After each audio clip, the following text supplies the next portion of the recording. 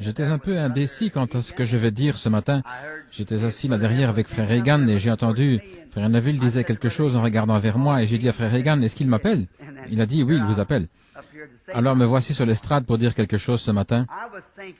Je me disais, ce ventilateur-là, ça tire la voix, on dirait vraiment que ça l'emporte quand on parle. On dirait que le ventilateur enlève tout de suite la voix. J'entendais un témoignage quand j'étais là dans mon bureau pour prier pour cette femme au téléphone, et celle qui avait reçu le message a oublié de noter la ville de l'endroit où il fallait appeler, le message de l'épouse du docteur Morrison. Et je vais simplement vous dire ce que j'ai fait pour votre prière, à vous tous, et la mienne. J'ai posé les mains sur le téléphone, et j'ai montré du doigt le numéro de l'endroit où c'était, et j'ai demandé au Saint-Esprit d'aller vers cette femme. Si je pense qu'il écouterait ça autant que s'il ferait, et puis j'ai simplement raccroché, et il se pourrait que ce soit comme ça, que le Seigneur voulait que ce soit, oui, il se pourrait que ce soit mieux comme cela.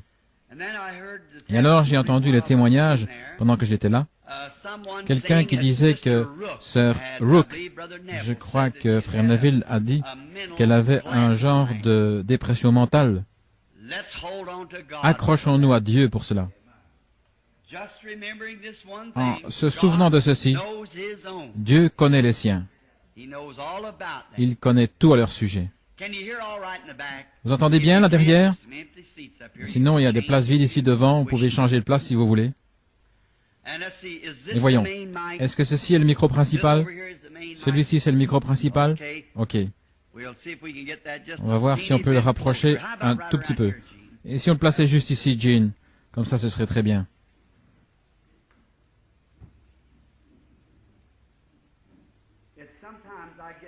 Parce que parfois, je suis un peu enroué. J'ai prêché pas mal. Est-ce que ça va mieux comme ça? Vous m'entendez mieux?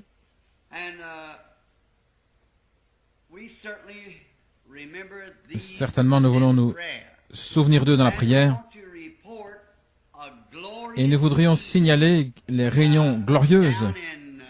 Là, est-ce que c'est Sœur Rook que je vois? Je pensais que c'était cette dame-là qui lui ressemblait. Je me suis dit, certainement, je ne vois pas double. On dirait que quelqu'un lui ressemble à l'arrière. Elle est à l'hôpital Saint Edward. À Cleveland, dans le Tennessee et aussi en Californie, nous avons eu des réunions glorieuses. Le Seigneur a béni abondamment et il a accompli beaucoup de choses. Et nous sommes heureux de cela.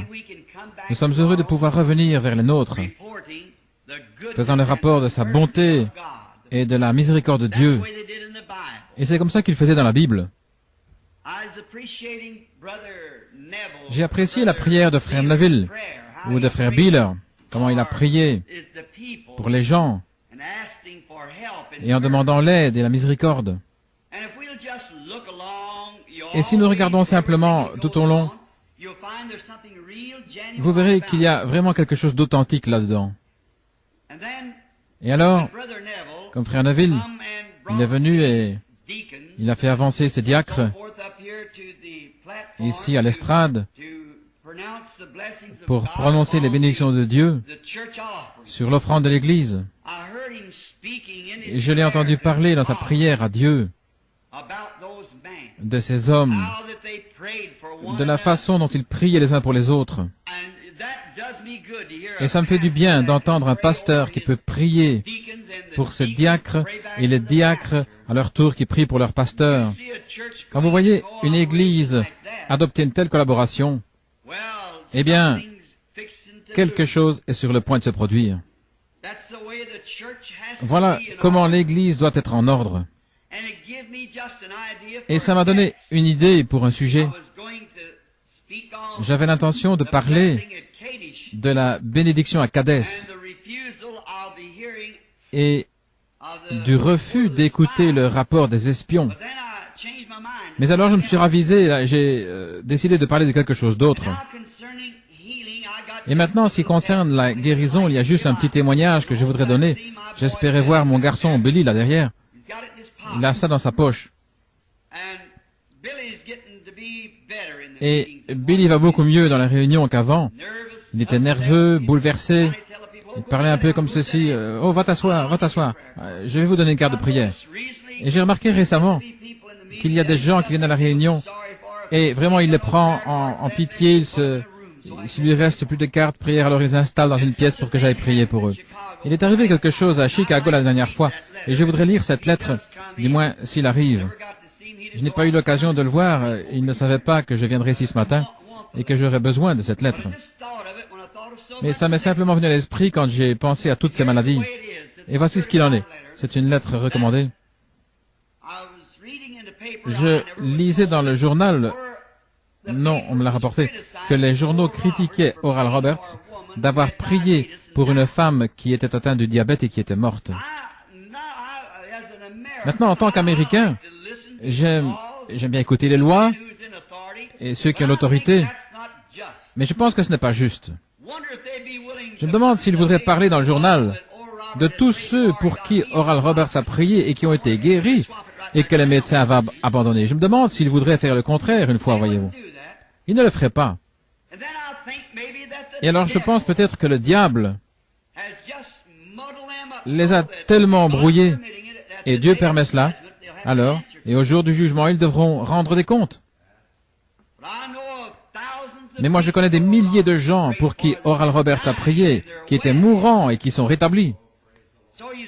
Ainsi, voyez-vous, ils sont injustes à ce sujet. Ils vont publier leur point de vue critique, mais ils ne publieront pas l'autre point de vue. Le journal est censé tenir le public au courant des événements qui se produisent. Alors je pense que si les êtres humains sont intéressés les uns aux autres, alors si quelqu'un est guéri, vraiment guéri, tous les journaux des États-Unis devraient publier cet article-là. Mais on ne peut pas les engager à faire cela. Non. Présentez-leur quelque chose comme ça, ils vont ricaner et s'en moquer. Mais s'il y a quelque chose à critiquer, ça montre simplement que cette nation est prête pour le jugement. C'est juste. Il doit y avoir un jugement, il n'y a pas moyen d'y échapper, et ils ne font qu'amasser des charbons ardents sur leur tête. Et ils sont tellement dissociés par rapport au principe. Le principe d'un journal, son principe, c'est d'informer le public de tout ce qui se passe, bon ou mauvais. Mais ils se sont éloignés de leur principe. Et lorsqu'ils sont éloignés de leur principe, alors ils n'accompliront pas leur but correctement. Et c'est la même chose avec l'Église. Lorsque l'Église s'est éloignée de ses principes, elle ne peut jamais servir les saints correctement. Nous devons rester ensemble. Nous devons être unis. Nous devons être d'un même cœur, d'un même accord.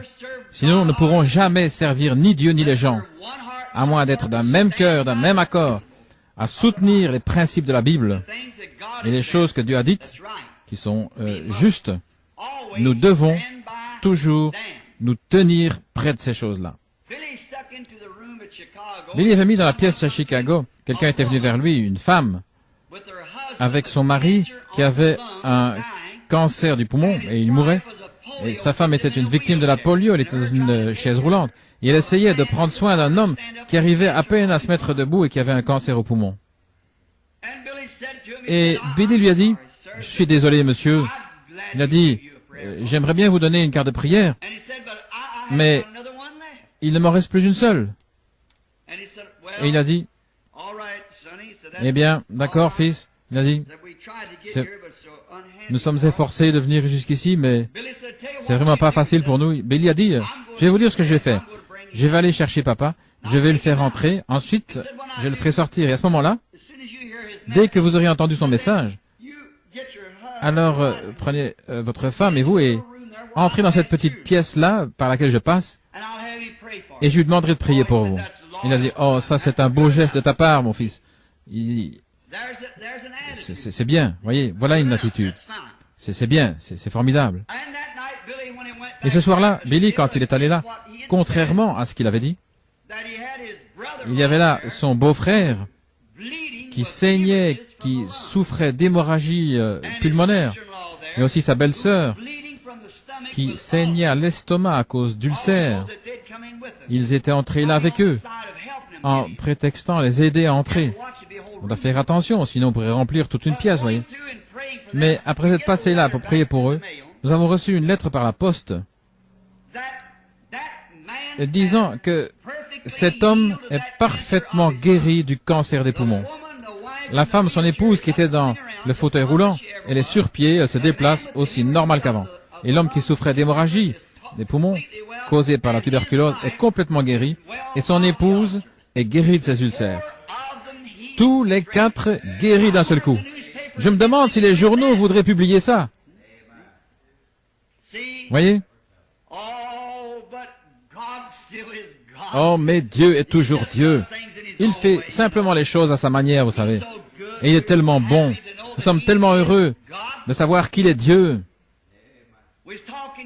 Nous parlions l'autre matin d'un jeune prédicateur que nous connaissions. Il avait l'habitude d'aller partout prier pour les malades. Il était allé prier pour une personne à l'hôpital de Louisville.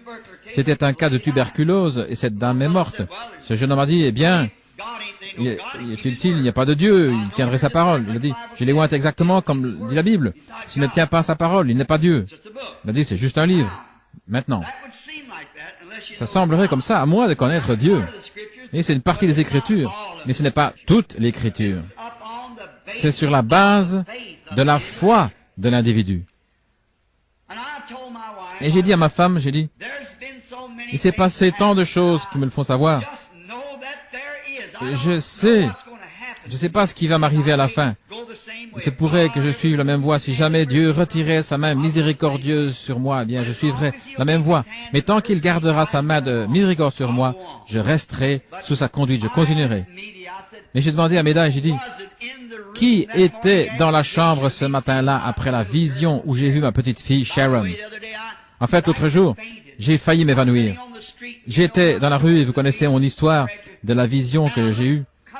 Je regardais, j'ai vu venir près de moi une jeune fille qui descendait la rue ici à Jeffersonville, tout à fait exactement comme cette vision.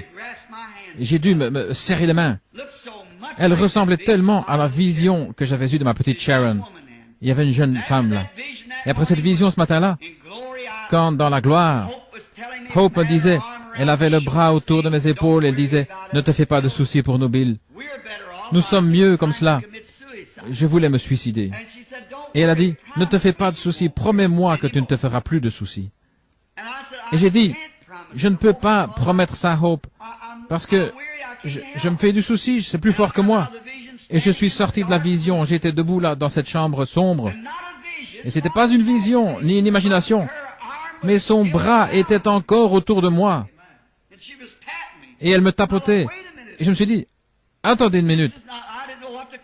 Je ne savais pas comment l'appeler à ce moment-là, une vision, j'appelais cela une transe. Et j'ai dit, ceci, sa main est encore là. J'ai dit, est-ce que tu es là, Hope? Elle a dit, Bill, promets-moi que tu ne feras plus de soucis pour moi à mon sujet, Sharon. Parce que j'étais vraiment au bout de la route. J'étais sur le point de me suicider. Et j'ai dit, je te le promets.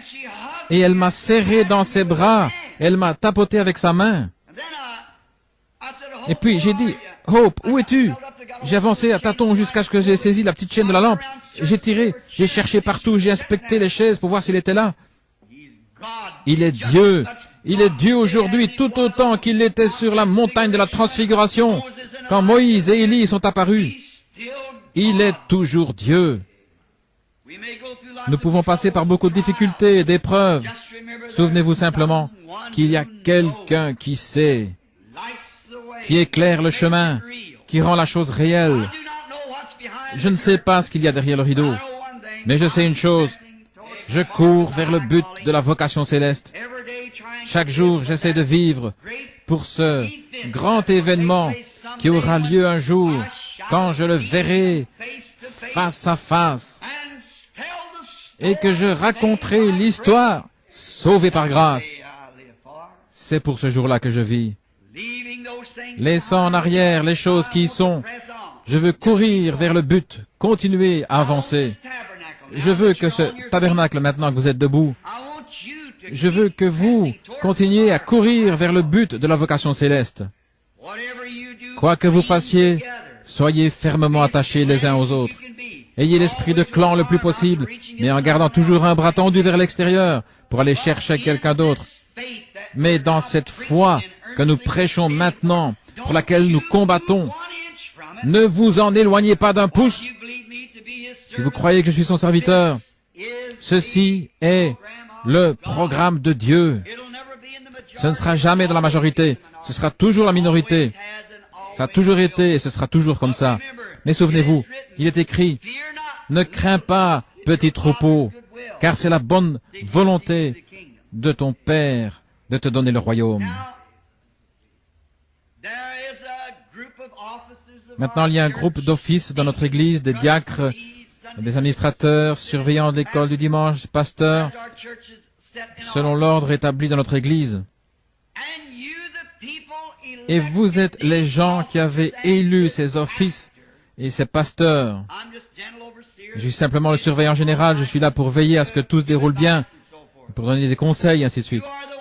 Et c'est vous qui élisez votre pasteur, qui élisez vos administrateurs, qui élisez vos diacres, qui élisez chaque office qu'il y a dans l'Église. C'est vous, les gens. Et c'est votre devoir de vous tenir près de ces hommes. Oui. Ils vont faire des erreurs. Ce sont des hommes, des mortels. Ils feront des erreurs. Mais si le président des États-Unis commet une erreur, est-ce qu'on va le renvoyer comme président? On oublie ça et on va de l'avant. C'est ainsi que nous voulons faire avec notre Église maintenant. Je l'écoutais prier il y a quelques instants pour les diacres et d'entendre là derrière à la porte un témoignage des administrateurs que vous êtes tous d'un même accord. Maintenant, restez comme ça maintenant, souvenez-vous. Restez avec ces administrateurs, diacres et pasteurs. Et souvenez-vous, une fois que vous êtes unis comme cela, souvenez-vous que ce sont les affaires du diable de faire en sorte que cette unité soit brisée. Ça a toujours été et ce sera toujours ainsi. Voyez. Mais soutenez vos frères, ces offices. Voilà ce dont je voulais parler. Et aussi, j'ai un tableau d'affichage ici ce matin concernant la réunion des conseils et les autorités. On mettra ça sur le tableau d'affichage. J'ai une copie pour frère Robertson, qui est le président des administrateurs. Et j'ai aussi une copie pour frère Collins, je pense, qui fait fonction de président du conseil des diacres. Et maintenant, tous ces offices sont établis selon les Écritures. Ils doivent avoir les règles bibliques de ce qu'ils doivent faire. Par conséquent, les administrateurs ont leur office à eux. Et les diacres ont leur office à eux. Le surveillant d'école du dimanche a son office à lui. Et le pasteur est la tête du troupeau. Maintenant, selon chacune de ces fonctions, ils ont des choses en commun et je pense que vous ne devriez pas avoir vos réunions ensemble, mais séparément selon chaque fonction, parce que les diacres n'ont rien à dire aux administrateurs, à moins d'avoir quelque affaire à leur soumettre. Et vice-versa, les administrateurs sont responsables des finances, de ce qui concerne le bâtiment, ils n'ont rien à voir avec les diacres. Les diacres sont les policiers de l'Église et les assistants du pasteur. Et les administrateurs sont responsables de tous les biens. Les administrateurs n'ont rien à voir avec le côté spirituel et le diacre n'a rien à voir avec le côté financier. Par conséquent, ce doit être, et le surveillant de l'école du dimanche est responsable de son école du dimanche. Donc, j'ai tout ça rédigé et tapé à la machine pour qu'on puisse le mettre là au tableau. Nous allons aussi le mettre dans un cadre, la doctrine pour laquelle l'Église se tient, et nous allons l'afficher là, dans un cadre, les principes sur lesquels nous tenons, la doctrine de l'Église. Maintenant, pour être une Église, nous devons avoir une doctrine. Ne plantons pas de jalons en disant nous allons jusque-là et pas plus loin. Dans la communion fraternelle avec tout le monde, nous allons aussi loin que Dieu nous permettra d'aller dans ses Écritures avec les gens.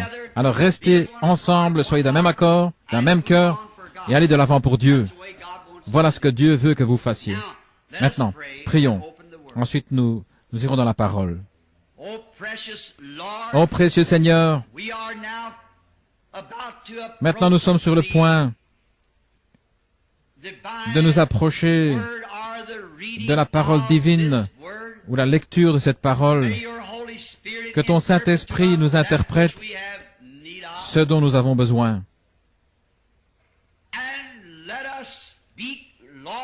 Et donne-nous de parler, Seigneur, et d'agir, de vivre, en sachant que nous sommes tous tes enfants par grâce, puisque tu nous as appelés. Qu'il y ait une communion fraternelle dans cette Église, car nous sommes sur le point d'émerger dans un grand mouvement. C'est ce qui nous semble qui va susciter d'autres ministres pour aller dans les champs de mission là-bas. Ou si tu devais m'envoyer dans différentes régions du monde pour y établir la foi, je pourrais alors présenter un ministre prêt, disposé, formé pour prendre la relève, et que la foi qui a été transmise aux saints une fois pour toutes et pour laquelle nous nous tenons bravement devienne un cercle autour du monde. Accorde le Seigneur. Que ce petit tas de mauvaises herbes, c'est ce que c'était le jour où nous l'avons consacré, que ce soit une église qui s'élève ici, Seigneur, d'où sortiront des ministres et des évangélistes, et des docteurs et des missionnaires qui iront vers toutes les régions du monde. Nous voudrions demander ce matin une bénédiction spéciale pour notre frère et notre sœur Stricker qui souffrent en ce moment. Mais nous savons que nous devons tous subir ces épreuves. Chaque fils qui vient à Dieu doit être châtié, mis à l'épreuve, et si nous abandonnons facilement et que nous faisons demi-tour, alors nous sommes des enfants illégitimes et non les enfants de Dieu. Donne à frères et sœurs Stricker la force et la puissance pour qu'ils restent à leur poste, quitte à devoir mendier leur nourriture, mais que ta main bénissante soit sur eux. Car nous savons, mais il se pourrait que ce soit grâce à cet effort même que tu montres aux autochtones d'Afrique ce qu'est un vrai chrétien. Accorde le Seigneur maintenant et que tout se fasse selon ta volonté. Bénis ce pasteur, frère Neville.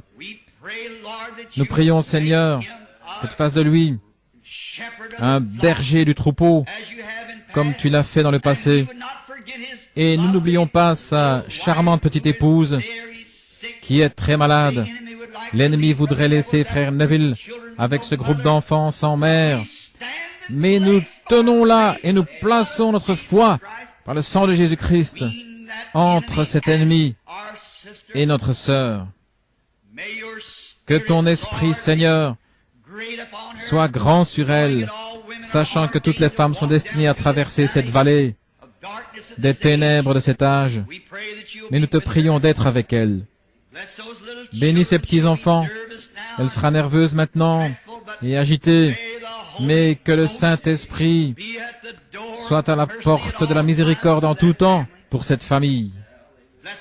Bénis notre conseil des administrateurs, notre frère Wood et notre frère Egan, frère Robertson, et tous les autres, Seigneur, les diacres, les administrateurs, et tous ceux qui œuvrent ensemble dans l'Église. Nous te prions, Seigneur, de leur donner exercer leur mandat dans la sainteté et dans la justice. Bénis, Seigneur, ceux qui ont exercé des fonctions dans le passé. Et nous te prions de continuer à être avec nous tous, de sorte qu'on nous connaisse comme une Église qui œuvre dans l'unité, dans l'esprit et dans l'amour du Seigneur. Nous te prions maintenant de nous dispenser la parole selon nos besoins, alors que nous lisons dans ta parole écrite, car nous le demandons dans le nom de Jésus. Amen.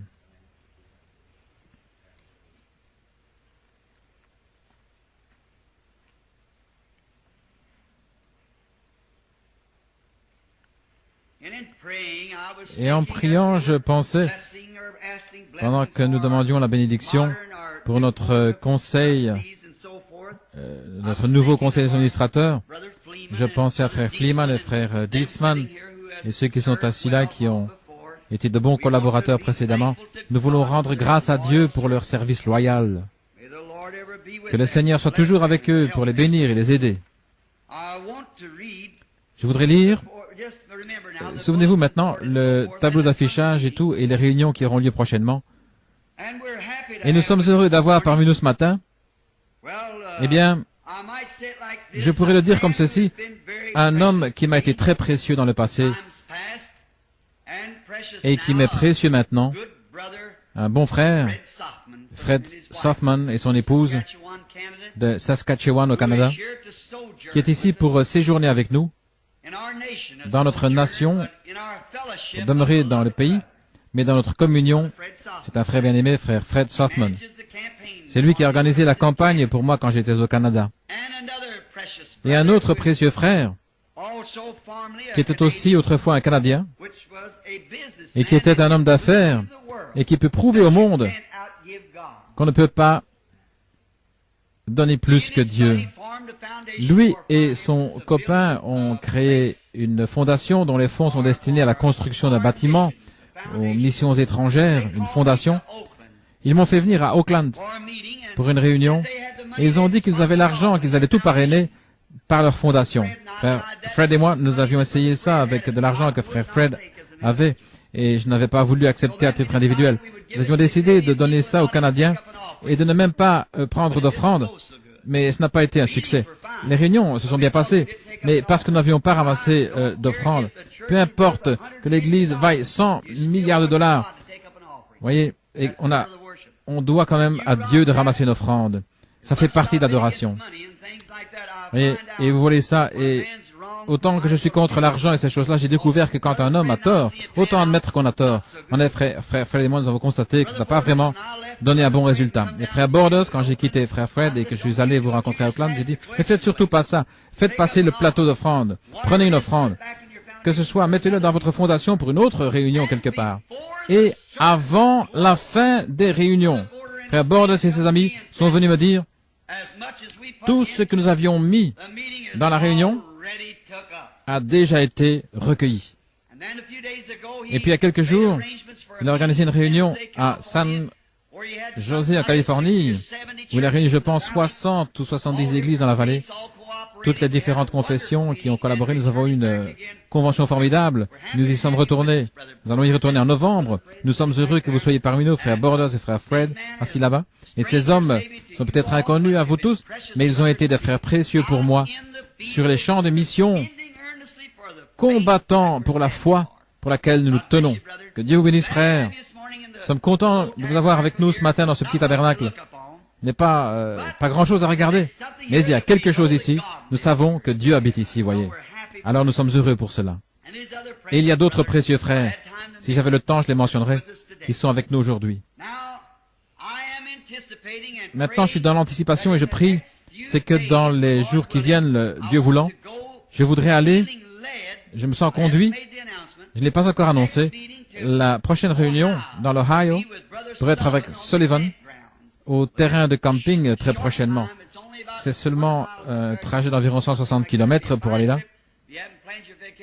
Et je pense, Jean, quelque chose comme ça, ce serait un beau voyage si vous n'avez rien de prévu pour vos vacances, si le Seigneur continue à nous conduire. Un homme très bien, frère. Sullivan. C'est le maire de la cité. C'est le maire de la ville, là. Un ex-maire. C'est un homme du Kentucky à l'ancienne mode, c'est tout ce que je peux dire de lui. Quand je l'ai rencontré l'autre jour, tous les deux nous avons grandi là-bas dans les montagnes du Kentucky. Il m'a dit, est-ce que tu as toujours ton asafétida autour du cou, Billy? Vous savez, vraiment qu'il y a du Kentucky. Maintenant, non, je ne vais pas manquer d'égard envers mes frères du Kentucky. Frère Jeffries et les autres. Ouais, je suis du Kentucky aussi, vous savez. Et je vais vous dire une chose comme ça. Nous ne sommes pas du Kentucky, nous ne sommes pas non plus des Américains. Nous sommes des pèlerins et des étrangers. Nous cherchons une ville à venir, une cité. Maintenant, pour la lecture, lisons dans le livre de l'Exode pendant quelques minutes. Je voudrais lire au chapitre 23, au verset 20, jusqu'au verset 23 inclus. Et je voudrais tirer un sujet ce matin, de ceci plutôt, une délivrance totale. Je ne serai pas long. J'attendais pendant que vous preniez le livre et le chapitre. Voici, j'envoie un ange devant toi pour te protéger en chemin et pour te faire arriver au lieu que j'ai préparé. Tiens-toi sur tes gardes. Obéis à sa voix. Ne le provoque pas, parce qu'il ne pardonnera pas tes transgressions, car mon nom est en lui. Je suis sûr que l'Assemblée sait qui était cet ange. Mon nom est en lui. Et si tu obéis à sa voix, et si tu fais tout ce que je te dirai, alors je serai l'ennemi de tes ennemis et l'adversaire de tes adversaires. Car mon ange marchera devant toi et te conduira chez les Amoréens et les Hétiens, les Phérésiens, les Cananéens, les Éviens et les Jébusiens, et je les exterminerai. Que le Seigneur bénisse sa parole, alors que nous parlerons maintenant pendant quelques minutes, s'il vous plaît. Je pensais à ce sujet, une délivrance totale. L'Église a été dans la minorité. Elle le sera toujours quant aux membres, jusqu'à ce que Jésus vienne. Mais elle vit en dessous des privilèges que Dieu lui a donnés. Si seulement nous savions que ceci est l'Église du Dieu vivant, non pas le Branham Tabernacle, mais le Branham Tabernacle en est simplement une partie. Il y a d'autres tabernacles semblables, d'un bout à l'autre du pays. Frère Snelling, ce soir, il va avoir un service de baptême. J'ai oublié, frère Curtis m'avait dit de l'annoncer. Il m'avait dit hier, il va avoir un service de baptême. S'il y a quelqu'un ici qui n'a pas encore été baptisé, eh bien, frère Snelling serait heureux de le faire ce soir. C'est au tabernacle de la sainteté à Utica. Et frère Junior Jackson à New Albany. Et il y en a beaucoup d'églises semblables d'un bout à l'autre du pays. Mais nous vivons tous, on dirait plus ou moins comme si nous étions vaincus. J'ai entendu frère Neville annoncer ce matin, j'étais là derrière, c'est que ça m'est venu à l'esprit, que les gens, semble-t-il, s'éloignent de la délivrance. Ça semble être quelque chose que les gens ont vu et alors ils mettent ça de côté, eh bien Dieu peut le faire, mais ce n'est pas la bonne attitude. Maintenant Moïse, quand il a été appelé par Dieu, il était un prophète total, complet. Quand Dieu envoie un homme pour faire quoi que ce soit, il l'équipe complètement de tout ce qu'il lui faut. Si Dieu appelle un homme à être un prédicateur, il met quelque chose en lui avec quoi prêcher. S'il l'appelle à être un docteur, il met quelque chose en lui pour enseigner. S'il l'appelle à être un prophète, il met quelque chose en lui pour voir des visions, pour être un prophète. Dieu équipe toujours complètement son homme. Et c'est exactement ce qu'il a fait quand il a envoyé Moïse en Égypte. Il l'a élevé d'une certaine façon. Et il l'a instruit d'une certaine façon. Et il l'a modelé, il l'a formé, il l'a façonné. Après qu'il avait promis à Abraham, des centaines d'années auparavant, qu'il délivrerait les gens, alors qu'il avait prévu qu'il formerait Moïse exactement comme Moïse l'a été. Moïse était un prophète complet. Et alors, puisqu'il était un prophète complet,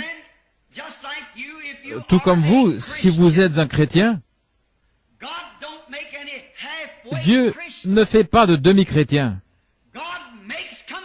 Dieu fait des chrétiens complets. Dieu ne fait pas de demi-prédicateurs. Mais le prédicateur peut être un demi-prédicateur. Et Dieu fait de ses enfants des chrétiens, mais parfois ils sont des chrétiens à moitié. Seulement ce n'est pas l'intention de Dieu qu'ils soient comme cela. Ce sont leurs propres voies qui se sont mêlées au plan de Dieu pour leur vie. Et c'est pour ça qu'ils sont comme cela.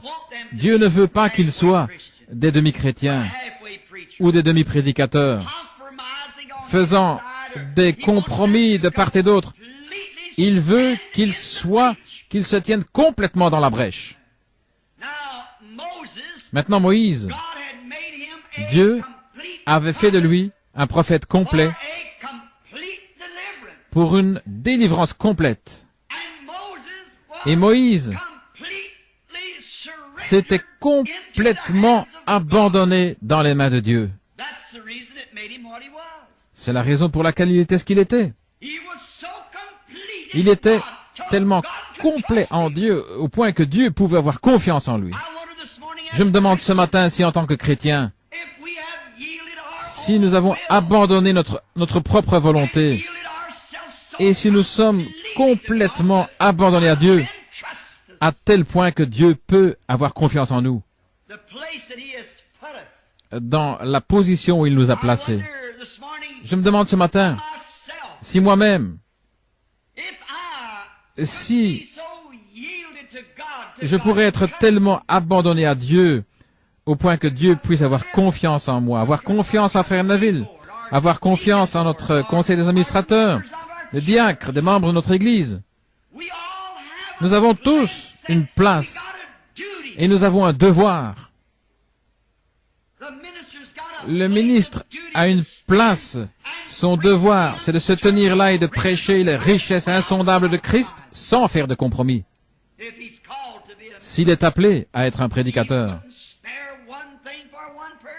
il n'épargnera rien envers personne s'il est appelé à être un prédicateur. Et le membre de l'Église, il est appelé à être un membre de ce groupe-là. Alors il ne fera aucun compromis. Si l'Église croit qu'on ne doit pas jouer à des jeux d'argent, alors ce membre ne touchera jamais un jeu de cartes. Nous ne croyons pas à la boisson, alors il tournera complètement la tête de la boisson. Si nous ne croyons pas dans les jeux d'argent ou fumer, les membres de cette Église ne devraient jamais toucher une telle chose. Dieu donne une délivrance complète. Lorsque il le fera si nous nous abandonnons complètement à lui. Si nous nous remettons complètement entre ses mains, alors Dieu pourra vivre en nous. Christ, l'espérance de la gloire. Il pourra se refléter en nous alors que nous nous enlèverons du chemin. Alors nos pensées seront ses pensées. Pouvez-vous imaginer Christ fumer un cigare? Pouvez-vous imaginer Christ en train de boire ou de jouer aux cartes? Alors si votre esprit est une partie de son esprit, il veut qu'il en soit ainsi par votre confession, mais vous permettez au diable d'entrer et de prendre le contrôle. Et pendant tout ce temps, tout au fond de votre cœur, vous savez que vous avez tort en faisant ces choses. Et lorsqu'un membre parle mal d'un autre, vous savez que c'est mal. Vous avez reçu l'ordre de prier les uns pour les autres. Et non pas de parler en mal les uns contre les autres, mais de vous aimer les uns les autres. Et si quelqu'un est abattu, relevons-le, aidons-le. Alors, ça fera de nous un groupe de croyants unis. Maintenant, quand nous n'obéissons pas à ça, alors nous n'obéissons pas à Dieu et nous ne plaisons pas à Dieu. Ainsi donc notre Église, les gens ne peuvent pas prospérer, l'Église ne peut pas avancer. C'est parce que nous sommes désunis. Comme Jésus l'a dit, un peu de levain fait lever toute la pâte. Maintenant, si le conseil de l'Église, ou par exemple les diacres, s'ils venaient dire que nous devrions construire un nouveau tabernacle, si c'est le vote des diacres, si on a consulté les administrateurs qui n'ont pas l'argent pour le faire, alors ils auront un programme de construction comme nous avons maintenant. Alors c'est présenté à l'Assemblée générale comme on devrait le faire, toute l'Église étant souveraine. Et puis si l'Église vote en faveur du nouveau tabernacle, alors nous devrions tous ensemble collaborer à la construction de ce nouveau tabernacle. Franchement, moi-même, quand ils m'ont parlé d'un nouveau tabernacle, pour moi, j'étais contre cette idée-là. C'est juste. J'ai dit, nous n'avons pas vraiment besoin d'un nouveau tabernacle. Je vais probablement m'en aller très bientôt, puisque le Seigneur m'a montré... Alors à quoi bon avoir un nouveau tabernacle? Nous n'avons pas l'argent pour cela. Ensuite, je suis venu. J'ai considéré le sentiment de l'Église, que l'Église, en majorité, semblait le vouloir. Alors qu'est-ce que j'ai fait? J'ai sacrifié mes propres pensées et je me suis rallié à l'Église. Bien sûr. Faisons-le, c'est ainsi que nous tirons au sort, comme ça que c'était dans la Bible. Comme l'Église votait, la souveraineté, les groupes de gens, ils se réunissaient. L'union fait la force. Et donc j'ai dit, certainement, si c'est ce que l'Église veut, si c'est ce que Dieu veut, il a plus d'autorité par le vote de tout un groupe de gens que par moi, parce que je n'ai aucune vision pour dire que ça ne devrait pas être. Alors nous allons nous rallier à l'Église et nous avancerons avec l'Église. Et je donne mon appui à ça pour faire tout ce que je peux, oui, pour donner un coup de main à l'Église. Ça devrait être le motif de chaque chrétien et de chaque personne dans l'Église. C'est de nous unifier et de nous serrer les coudes. Ce pourquoi l'Église vote, c'est ce que nous devrions soutenir. Alors, disons par exemple qu'on veut modifier quelque chose dans l'Église. Eh bien alors, si les administrateurs veulent ça, si quelqu'un veut ça, les diacres, s'ils veulent modifier quelque chose, alors on présente ça devant l'Église, alors l'Église est réunie. Et si notre idée là-dessus semble un peu différente de celle de l'Église tout entière, alors sacrifions cette idée. Parce que c'est le seul moyen par lequel nous pouvons rester unis. Et si cette Église continue simplement à avancer comme maintenant, et si elle s'unit, Dieu, il n'y a pas de limite à ce qu'il fera. Si nous restons collés ensemble, nous devons rester collés ensemble. C'est comme ça que nous voulons être. Complètement les uns avec les autres. Et alors tellement complètement entre les mains de Dieu. Alors nous devons avoir un homme dont nous croyons qu'il prêche la parole de Dieu. Si cet homme ne le fait pas, alors allez chercher quelqu'un qui le fait vraiment. Voyons la position que nous devons avoir. Et si le conseil des administrateurs ne veut pas soutenir ce qui est juste, alors c'est votre devoir d'élire quelqu'un qui défendra ce qui est juste. Et après avoir fait ça, alors soutenez-le.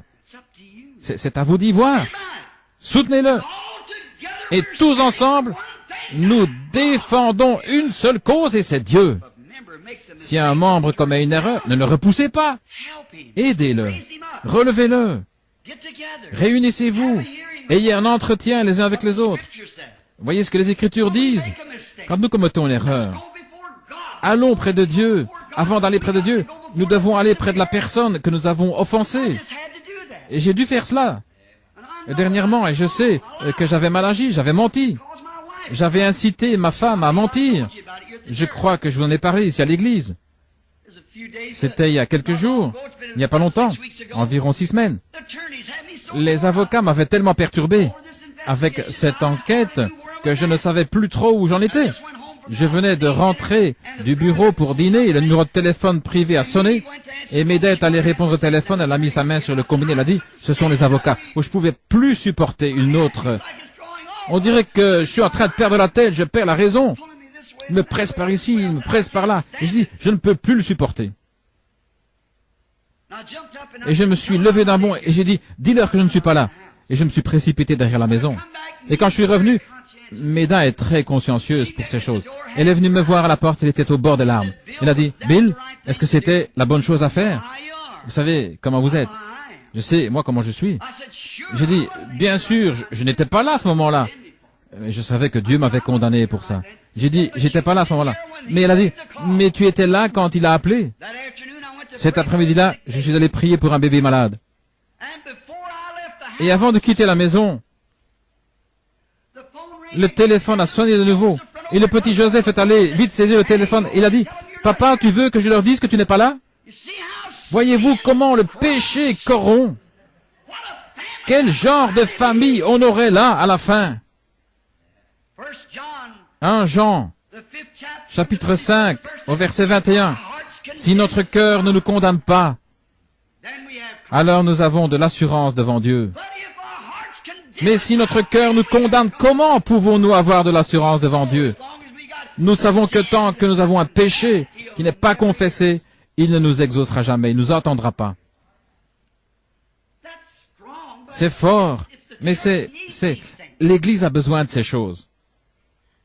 Alors, je me suis mis à prier pour ce bébé.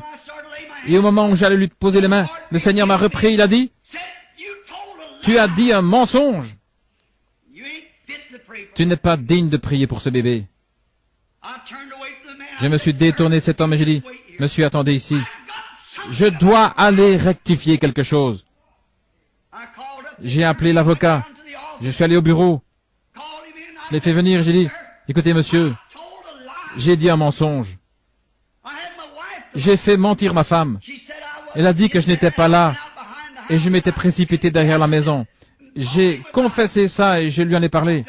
Il s'est avancé, il a mis les mains sur mon épaule et il a dit, « Frère Branham, j'ai toujours eu confiance en vous, mais maintenant, j'ai plus confiance que jamais. » Un homme, il a dit, qui est prêt à réparer cet tort. Je lui ai dit, je me suis mis à prier pour un bébé et le Seigneur me condamnait vraiment dans mon cœur parce que je savais que j'avais mal agi. Alors le lendemain, ma femme m'a dit, « Où vas-tu » J'ai dit, « Je viens à ma caverne. » Je suis allé à ma caverne, au nord de Charlestown, là où je vais depuis des années. J'y suis entré et j'ai prié toute cette journée-là. « Oh Dieu, ne me laisse plus jamais faire une chose pareille. Pardonne-moi, Seigneur. » Car au moment où j'allais imposer les mains aux malades pour prier, là, j'ai eu la condamnation. Vers 3 heures de l'après-midi, je suis ressorti. Il y avait un gros rocher juste là. Je suis monté sur ce rocher et je regardais vers l'est, les mains en l'air. Je louais le Seigneur. C'était tellement calme là. J'ai dit, Seigneur, si seulement une fois tu es passé près de Moïse, il a dit, quand tu l'avais caché là dans le creux du rocher, et ça ressemblait au dos d'un homme, j'ai dit, voudrais-tu le faire encore une fois, Seigneur, pour me faire savoir que je suis pardonné? Et j'ai dit, si tu veux bien m'aider pour me mettre quelque chose à l'esprit, j'ai dit, Seigneur, je ne suis pas très fort mentalement, parce que je n'ai pas d'instruction. Et j'ai dit, et j'essaie de te servir, tu connais mon cœur, et je n'aurais pas dû faire cela, je voulais pas faire ça. On aurait dit que j'étais en train de perdre la tête tellement j'étais nerveux. Et j'ai fait ça sous l'impulsion du moment, quand Satan m'a pris au piège. Et j'ai dit, si tu m'as pardonné, alors permets-moi de te voir, Seigneur. Et Dieu est mon juge, juste à côté de moi, dans un petit coin des buissons. Il y a eu comme un vent qui s'est mis à soulever un tourbillon. Il est venu directement le long de la paroi de la caverne où j'étais. Il est reparti à travers les bois. Oh frère, une paix qui surpasse toute intelligence qui m'a envahi. Et j'ai crié, j'ai pleuré, j'ai poussé des cris. Je sais que mes péchés m'ont été pardonnés. Voyez-vous, j'étais désuni d'avec Dieu. Je ne pouvais pas obtenir la délivrance de ce bébé. Et le lendemain même, un homme qui est venu de Chicago, un homme remarquable, un catholique nouvellement converti, les valvules de son cœur avaient enflé comme une chambre à air gonflée et on voulait les inciser depuis longtemps. C'est ce qu'on voulait faire, mais il ne leur permettait pas. Finalement, il a obtenu un entretien. Ces entretiens, on reste là jusqu'à ce qu'on ait découvert ce qui ne va pas. Et cet homme venait à peine d'entrer que le Saint-Esprit, alléluia, remonté dans sa vie. Il en a ressorti quelque chose qu'il avait fait quand il était enfant de cœur à l'église catholique. Il a dit, c'est la vérité. C'est la pure vérité. Il a dit, voulez-vous dire que c'était la seule chose retenue contre moi? Et j'ai dit, c'est la seule ombre que je vois dans votre vie. Il est reparti, il a dit au médecin, il a dit, très bien, préparez tout maintenant, nous allons voir l'opération. Le médecin a dit, nous allons vérifier de nouveau ce cœur. Il a examiné, il a dit, vous n'avez pas besoin de cette opération. Oui, si notre cœur nous condamne, nous voulons une délivrance totale. Nous ne voulons pas être une demi-église, nous voulons être une véritable église. Ou pas d'église du tout. Nous voulons être des chrétiens véritables ou pas de chrétiens du tout. Nous voulons une délivrance totale de nos habitudes, de nos péchés, de nos mauvaises pensées, de nos mauvaises actions, de notre négligence, de tout ce que nous avons fait. Nous voulons une délivrance totale. Enfin, lorsque les gens entrent dans l'église pour qu'on prie pour eux, qu'il n'y ait que ce petit groupe qui ne dépassera peut-être pas 100 ou 200 personnes ici, mais quand ils seront complètement entre les mains de Dieu, et quand nous prierons, alors Dieu nous exaucera des cieux. Dieu veut quelqu'un qu'il pourra tenir dans sa main, quelqu'un dont il pourra dire, j'ai confiance en lui. Mon serviteur malade que voici, je peux l'envoyer au Branham Tabernacle à Jeffersonville. Ce groupe de gens-là est d'un même accord. Quelque chose se produira. Eh bien, regardez ce qu'il fait pour nous dans l'état où nous sommes. Qu'est-ce qu'il ferait si nous étions d'un même cœur et d'un même accord? Le seul moyen pour y arriver, c'est d'unifier nos cœurs dans l'amour fraternel, d'obéir aux frères qui occupent les fonctions dans l'Église, et au pasteur, et le pasteur d'obéir à Dieu. Alors Dieu agit à travers le pasteur, à travers le conseil, jusqu'à ce que l'Église, et tous ensemble, nous formons un seul bloc pour le royaume de Dieu. Alors Dieu exaucera. Quand nous aurons un groupe uni, ne laissez rien vous nuire. Ne vous effrayez de rien. Maintenant, voilà le genre de personne que Dieu a destiné à prendre le pays, s'emparer du pays. Moïse était complet. C'était un homme qui ne faisait pas de compromis. S'il y avait du remue-ménage, des querelles et d'autres choses, il ne faisait pas de compromis. C'est ce que Dieu veut de nous maintenant. Pharaon voulait consentir, il dit, Moïse, vous pouvez tous partir, mais alors laissez vos enfants, ou laissez certains de vos troupeaux ici. Et c'est comme ça que le diable veut qu'un chrétien vienne. Il n'y a pas de mal à ce que tu adhères à l'Église, mais ne pardonne jamais à Jones. Il n'y a pas de mal si tu peux y apporter. C'est pas nécessaire d'abandonner le tabac, la boisson, le mensonge, le vol, les critiques, la médisance. Tu n'as pas à renoncer à ça. Adhère à l'Église et c'est tout. Mais Moïse n'était pas quelqu'un qui faisait compromis. Il voulait une délivrance complète. Il a dit, nous ne laisserons pas un seul ongle derrière nous. Nous prendrons tout ce qui nous appartient quand nous irons adorer l'Éternel. Voilà comment devrait être l'Église. Nous prendrons la justice, nous prendrons la sainteté, nous prendrons le Saint-Esprit, nous prendrons un groupe unifié quand nous irons à l'autel. Nous serons un vrai groupe, nous ne laisserons rien derrière nous. Nous prendrons tout. Il ne restera pas un seul ongle ici. Vous savez, les gens peuvent prier de telle sorte que le diable soit obligé de lâcher prise. C'est comme ça que Moïse et son groupe ont fait. Ils sont arrivés là, ils se sont mis sous le sang. Vous avez remarqué, il n'y a pas eu de délivrance totale tant qu'ils ne se sont pas mis sous le sang.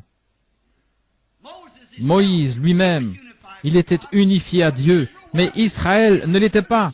Il y avait encore du péché, et il murmurait contre Moïse. Et il disait, « Pourquoi fais-tu cela? Tu attires plus d'ennuis. » En effet, Pharaon doublait la quantité de briques qu'il devait faire et tout. Ça, c'était Moïse. Lui, il était complètement entre les mains de Dieu, totalement délivré de la garde des brebis pour garder les brebis de Dieu. Lui-même, il était totalement délivré. Mais le peuple n'était pas délivré, parce qu'il y avait encore des murmures parmi eux. Un soir, quand Dieu avait décrété qu'on devait tuer un agneau, un type de Christ, et que le sang a été trempé dans l'hysope, ce qui est une herbe toute simple, ordinaire, humble, et appliqué sur le linteau de la porte et sur les poteaux, c'est là qu'Israël a été complètement délivré, sans laisser un ongle derrière. Tout ce qui leur appartenait a été délivré. Leur famille, leurs bien-aimés, et tout ont été délivrés quand ils se sont mis complètement sous le sang. C'est là que l'Église sera complètement délivrée, quand tout aura été mis sous le sang, quand vos péchés auront été mis sous le sang, quand le fait de fumer, votre jeu d'argent, tricherie, votre vol, votre mensonge, quand tout aura été mis sous le sang, alors il y aura une délivrance totale. Si vous avez fait du tort à quelqu'un, réparez ça. Vous ne pouvez pas apporter ça sous le sang, ça n'y restera pas. Vous ne pouvez pas l'apporter. Quelque chose vous empêchera de le faire. Quand votre moi aura été complètement, totalement mis sous le sang, il y aura une délivrance totale. Alors vous aurez une liberté que vous n'avez jamais connue. Quand tout aura été mis sous le sang, soumis au royaume de Dieu, alors il y aura une vraie délivrance. Jésus était complètement, totalement homme. Il pouvait pleurer comme un homme. Il pouvait manger comme un homme. Il pouvait être fatigué comme un homme. Il était complètement, totalement homme dans son être physique. Et dans son esprit, il était complètement, totalement Dieu. Alors il a soumis sa chair à l'esprit qui était en lui. Voyez-vous, il a été tenté de toutes les manières comme nous. Il était un homme, pas un ange. Il était un homme. Il avait des désirs et des tentations, exactement comme nous. La Bible le dit. Il était un homme, pas un ange au-dessus de la tentation. Hébreux 1 dit qu'il a été, Hébreux 1:4 dit qu'il a été abaissé au-dessous des anges. Il était homme, complètement homme. Alors Dieu a pris un homme complet pour produire une délivrance totale. Et il l'a rempli de son esprit. Le Saint-Esprit était en lui sans mesure. Et il a été tenté comme nous avons été tentés. Il était complètement Dieu. Il a prouvé quand il est ressuscité des morts. Quand il a arrêté la nature, les mers mugissantes et les vents violents. Quand il a parlé aux arbres et tout, ils lui ont obéi. Il était Dieu à l'intérieur. Et il aurait pu être un homme, car il était effectivement un homme.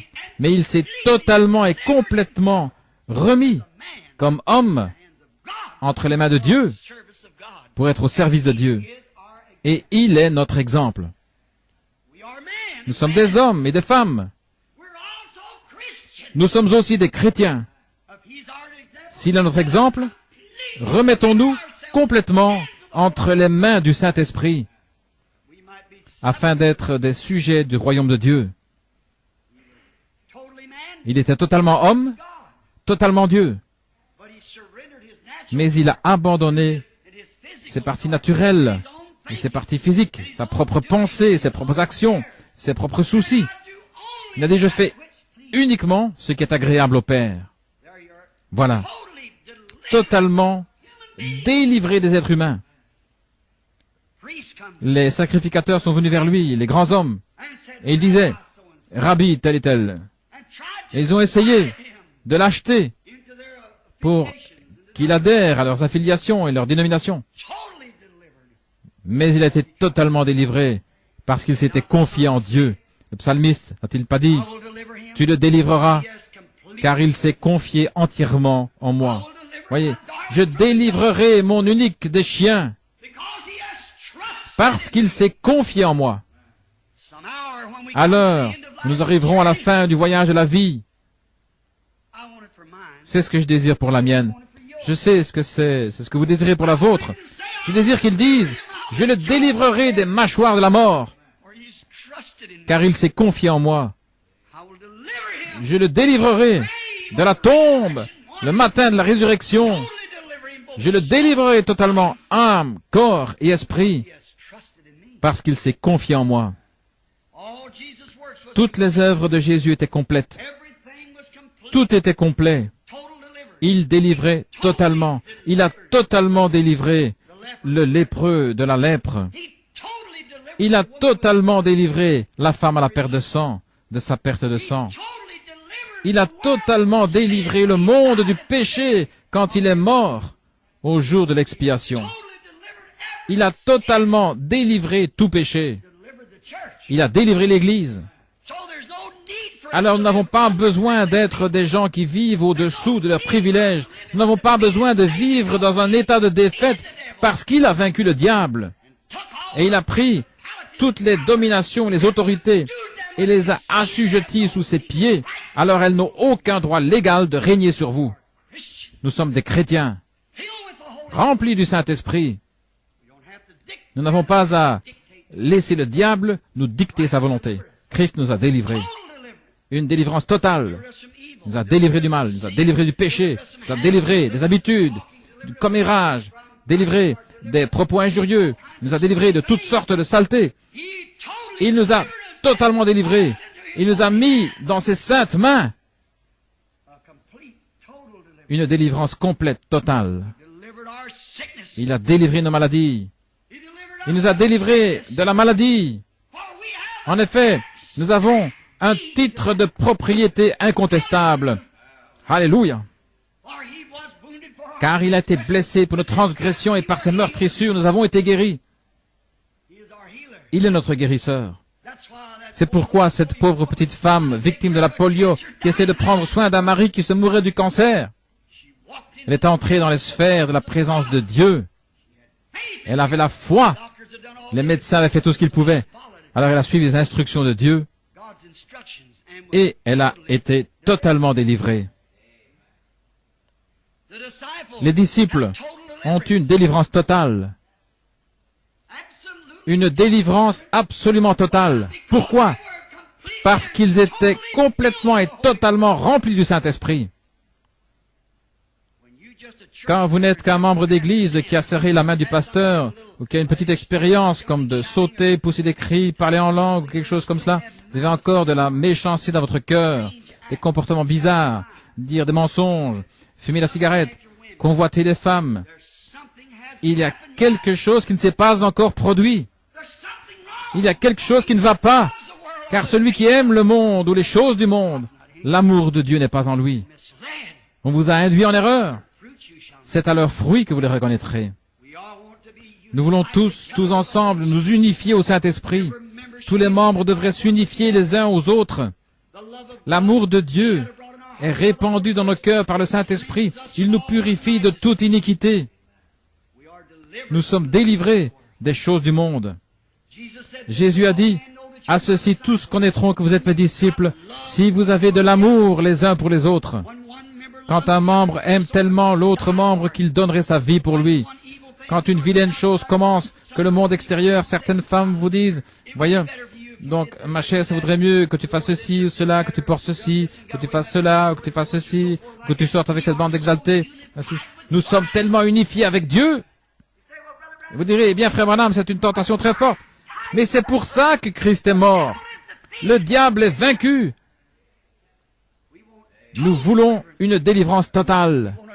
Nous voulons une église qui est pure, propre, sans mélange, lavée dans le sang de l'agneau et remplie du Saint-Esprit avec des signes, des prodiges et des miracles. Pour délivrer totalement chacun. Cher Dieu, tu n'acceptes quelque chose à moins que ce ne soit totalement délivré. Tu ne pourrais pas recevoir le sacrifice qui a un défaut. Tu ne recevras jamais une prière d'une personne qui a du péché quelque part dans sa vie. Tu ne peux simplement pas le faire, Seigneur. Tu ne l'as pas fait dans les âges passés. Tu ne peux pas le faire aujourd'hui. Mais il faut que le sacrifice soit sans défaut. Seigneur Dieu, alors que nous nous déposons nous-mêmes sur l'autel, comme vie sacrifiée, enlève de nous, ô Seigneur, toute tache de péché. Je dépose complètement mon âme, mon corps, ma force, mes efforts, avec cette Église ce matin sur l'autel. Purifie-nous par ton sang. Et pardonne-nous de chaque péché que nous avons commis, et que le glorieux Saint-Esprit demeure en nous en abondance et que sa présence nous accompagne en quittant ce tabernacle ce matin, si bien que nous saurons en nous-mêmes qu'il nous a pardonnés. Alors la prière sera « Pardonne-nous nos offenses, comme nous pardonnons à ceux qui nous ont offensés. » Accorde-le, Seigneur. Sois près de nous maintenant. Bénis-nous et garde-nous jusqu'à ce que nous nous retrouvions pour le culte de ce soir, que nous y venions avec des mains propres et un cœur pur, que tu ne rejetteras pas, car nous voulons une délivrance complète et totale de tout ce qui nous empêcherait d'être la lumière du monde. Une lampe qui est placée sur une colline, non pas sous le boisseau, mais une lampe qui est placée sur la colline et qui donne la lumière pour guider les pas des gens sur le droit chemin. Accorde le Père. Nous le demandons au nom de Jésus et pour sa gloire. Amen.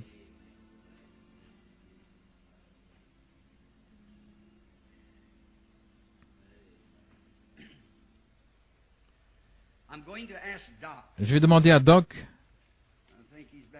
je pense qu'il est là-bas au fond, ou à l'un des diacres qui est présent, pour que l'Église puisse lire ceci. Doc, viens mettre ça sur le tableau d'affichage, pour que l'Église puisse voir ça en sortant. Et puis frère Collins, s'il est ici, est-ce que frère Collins est ici? Donnez-lui l'autre. Très bien.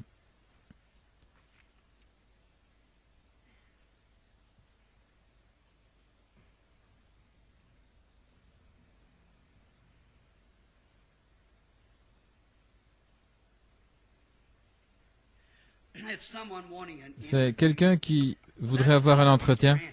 Et ça, c'est toujours accordé. Nous sommes contents. Et des entretiens, j'en ai. Voyez-vous, la chose que vous devez faire, c'est d'appeler à notre numéro là-bas. Nous avons eu tant d'ennuis à la maison, l'Église le sait. Et ce sont des nouveaux venus. L'Église est au courant. On devrait mettre un petit bout. Je vais demander qu'on affiche ça dans l'Église. Pour ceux qui viendront, voyez-vous, il y en a tellement que nous ne pouvons pas nous occuper de tout. Mais on les prend un, par numéro. Voyez, si vous voulez simplement téléphoner à Butler 21519 Butler, et n'importe quel membre qui voit quelqu'un qui a un besoin, je suis toujours content de voir les gens, mais nous avons une méthode habituelle. Il y a des gens qui ont déjà appelé plusieurs fois, et vous voyez, nous les faisons passer l'un après l'autre. Vous voyez, autrefois on faisait ça un peu au hasard, n'importe comment, on passait, on sautait, les gens rentraient chez eux déçus et tout. Maintenant, tout était mis en ordre, et c'est de ça que nous essayons de parler maintenant, voyez-vous, de tout mettre en ordre de façon parfaite. Et je serais content de voir ces chères personnes, s'ils veulent simplement composer Butler 21519 1519 et M. Mercier ou M. Gaud, l'un des deux, répondra au téléphone et il vous dira exactement quand vous pourrez avoir un rendez-vous. Nous avons un local là-bas climatisé et prêt pour qu'on puisse recevoir les gens et prier pour eux. Nous ne demandons pas mieux que de faire cela. Maintenant, la raison pour laquelle je ne viens pas à l'église, les gens pensent que je cherche à m'éloigner des gens. Ce n'est pas ça. J'essaie précisément, voyez, d'être tout à fait en ordre. Voilà ce que je veux. Voyez-vous, nous ne faisons pas exception de personne. Chaque personne, n'importe qui, n'importe où, n'importe quand, voyez-vous, la couleur, le credo, ça n'a rien à voir là-dedans. On va là, on rencontre les gens. S'ils ont un besoin, on reste là avec Dieu jusqu'à ce qu'on ait une solution. Voyez, pour ce qui concerne les réunions, s'ils veulent savoir quelque chose, bien sûr, on s'en occupe, puis on classe ça. Ça, c'est uniquement la conduite du Saint-Esprit. Je pense que ça, c'est juste, voyez, sur un pied d'égalité, sans exception de personne. Vous voyez, il y a des gens qui étaient venus pour qu'on prie pour eux ce matin et qui étaient malades et qui voulaient qu'on prie pour eux. Très bien. Il n'y en a pas. Alors, chantons ce bon chant-là pour l'adoration. Que pouvons-nous chanter ce matin? Qu'est-ce qui peut effacer mon péché? Tu connais ça, Teddy? Rien d'autre que le sang de Jésus.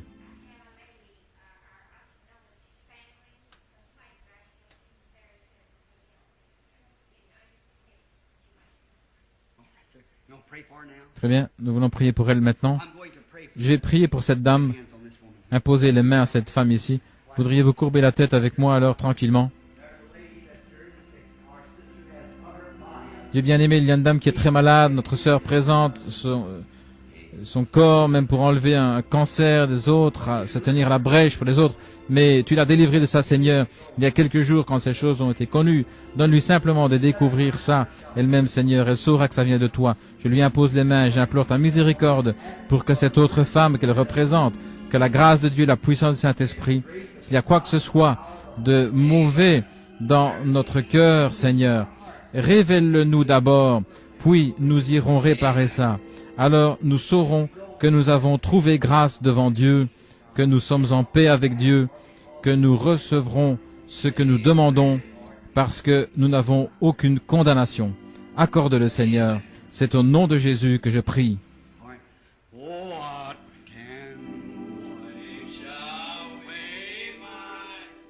Qu'est-ce qui peut effacer mon péché? Rien d'autre que le sang de Jésus. Qu'est-ce qui peut me rétablir, me guérir? Rien d'autre que le sang de Jésus.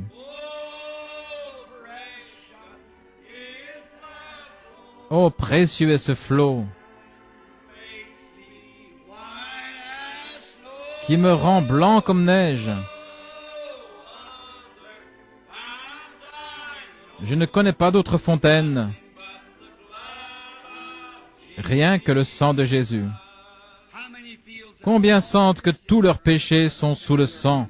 Chantons-le avec nos mains levées maintenant. Qu'est-ce qui peut laver mon péché?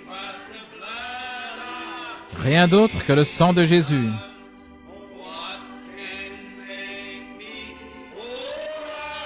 Qu'est-ce qui peut me rétablir? Rien d'autre que le sang de Jésus. Maintenant, comme nous baissons les mains, serrons la main de ceux qui sont autour de nous.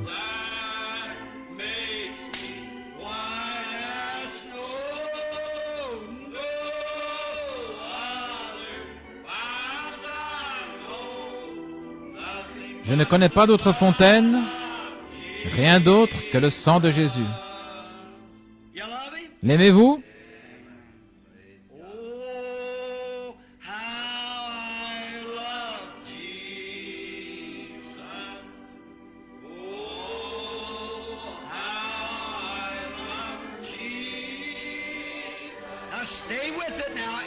Maintenant, tenez-vous-en à ça là, tout le monde. Accrochez-vous à Dieu.